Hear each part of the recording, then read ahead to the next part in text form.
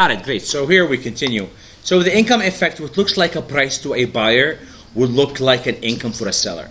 So if if I am selling onions, and you are buying my onions, and my onions become very expensive, so for you, that's an expensive onion, and that is not good. And your income is affected highly, and you have to pay me a lot of money for the onions.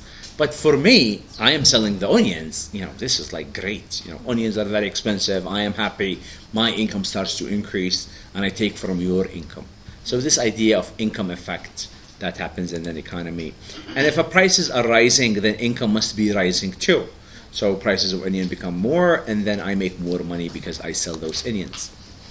Now, the idea of wealth effect is inflation may also reduce the real value of your saving. So if inflation happens, then maybe, let's say, if it inflates and I have a piece of land and its price becomes very expensive, I am happy. You see? So inflation for some people, it's great. And if inflation happens and my money is some Yemeni riyal in a bank account, it loses value. You see? So inflation, how do you deal with inflation? Robin Hood. You guys remember Robin Hood? Yes. Now, Robin Hood, inflation redistributes income through the following aspects. Price effect, people who prefer goods and services that are increasing in price least quickly end up with a larger share of real income. Okay? So if I have those goods that are becoming more expensive, the onion becomes expensive, and I make more money, so I take it from the people who have to pay for this. The income effect, people whose nominal income rise faster than the rate of inflation will end up with a larger share of the total income. So if your real income is going faster than how much inflation, you'll become richer. And wealth effect, people who own assets that are increasing in value will end up better off than the others. So this is like the same thing.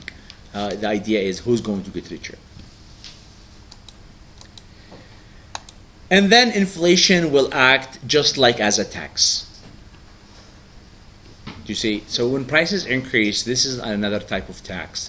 It takes income or wealth from one group and it give it to another group, and that's the Robin Hood idea. Are you guys okay with this Robin Hood idea? So inflation is like Robin Hood. When prices increase, some people become wealthier. Because of prices, some people become more income. People who need these, they sell those expensive items, they become richer. Now here, another topic is the idea of uncertainty. Do you guys know what's uncertainty? Uncertainty is that you don't know what's going to happen tomorrow. And if you don't know what's going to happen tomorrow, then you've got this uncertainty of inflation.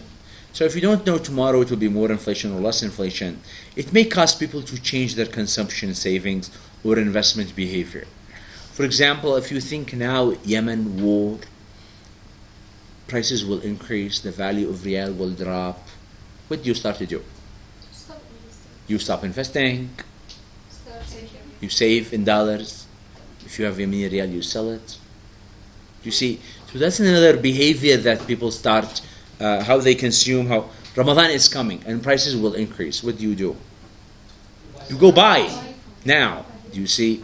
So here, the idea of uncertainty is another factor that can influence the economy. Remember last year or like 6 months ago when people said there is shortage of riyal?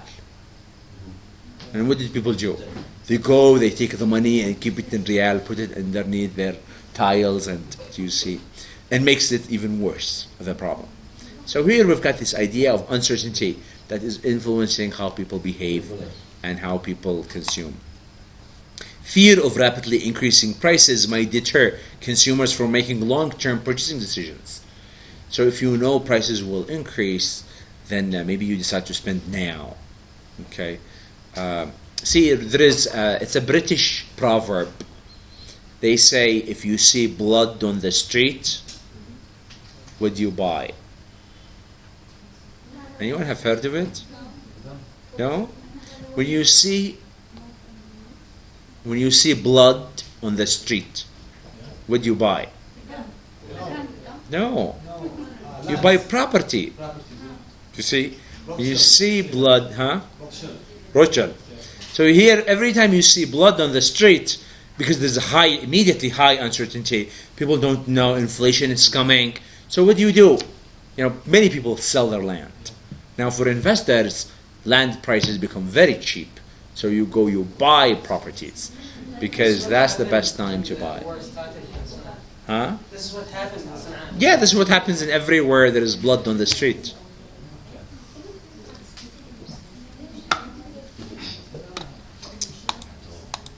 Now here it says firms may postpone this construction or not finish this new construction.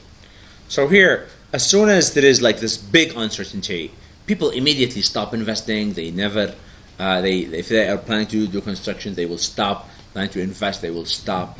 And if they have a land, they may sell. If they have a property, they might sell. So for some investors, they say, okay, let's do the other way. Changing prices levels might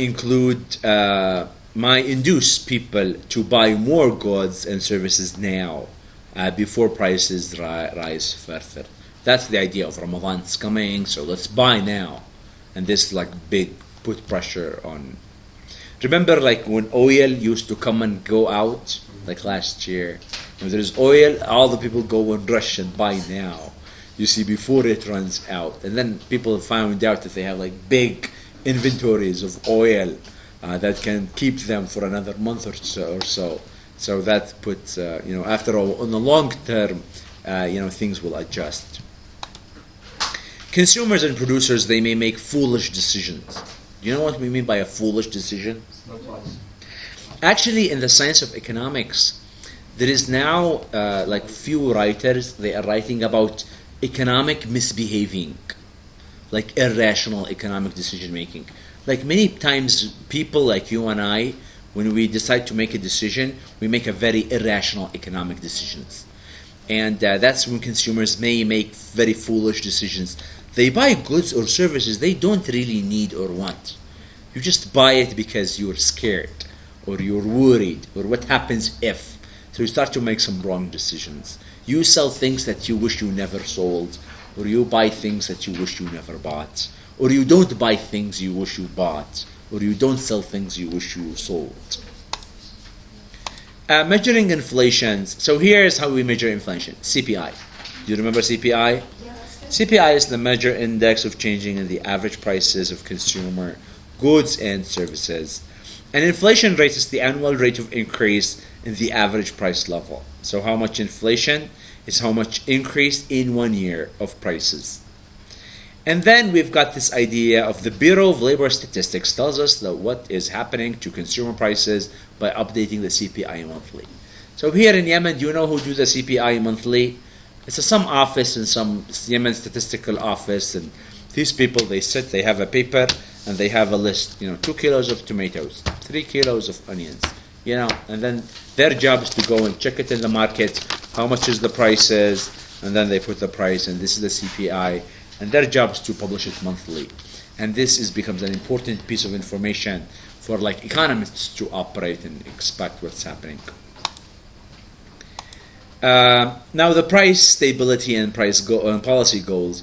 Price stability is the absence of significant changes in the average price levels. So if prices are the same, then we say prices are stable. If prices are becoming more expensive, then we say we have inflation. If they become cheaper, that's deflation. Full employment and balanced growth active, this holds the rate of inflation to less than 3%. So sometimes here you hope that, you can have full employment, you can have 3%. But remember, we've got this relationship between inflation and unemployment. More inflation, more unemployment. Less unemployment, then we start to... we've got here the policy goal. Congress weighs the trade-off between inflation and full... so here's what the policy goal. They want 0% inflation might harm the goal of unemployment. So here, if you try to keep 0, inflation, then you have to harm the unemployment, okay, or harm the full employment. So you may have more unemployment. And then we've got this quality improvement. Because of quality improvements and new products, the CPI is not a perfect measure of inflation. So the question is, CPI the best measure of inflation? No. We've got the problem with the CPI is sometimes, for example, how much is mobile phones? What's the average price of a mobile phone? Depends on the How much is a good price for a mobile phone these days? How much? new second Let's say new, $500. You see, now here if you think about like if you go over the past 10 years and you see a mobile phone prices, are they increasing or decreasing? You see, it's a big decrease, right? So here, the CPI is not very perfect, even though they are becoming higher quality. And remember 10 years ago how the mobile phone used to look like? You call that a mobile phone now? Maybe it's not a mobile phone anymore. You see, so here you start to see there are old products, they become better as a result of quality improvement. And this quality improvement, it can change, like televisions. It doesn't compare the quality to the TV today. You see, so in order to compare prices between, 55 and today, TVs, that's a big comparison that may not reflect the CPI correctly. Automobiles cost more than, today, but by part the price is reflected as a higher quality. So if you see like a car 50 years ago and a car today, you want to compare them on the same basket, it's not going to be a fair comparison. The idea also of new products like market baskets used to measure CPI change. So like computers were not in the 72 market basket. Like if you look at the basket today, maybe you will find scratch cards. Maybe it wasn't there 20 years ago. DVD players. So there are things that new products that change how this price index look like. That's the end of this chapter. Do you guys have any questions on this chapter? This chapter talks about business cycle, talked about inflation, unemployment, real GDP. Okay. Now we still have around 25 minutes, so I will start on the next chapter. This way tomorrow we can have more time for the quiz, and maybe I will include the material we discussed today on the quiz tomorrow.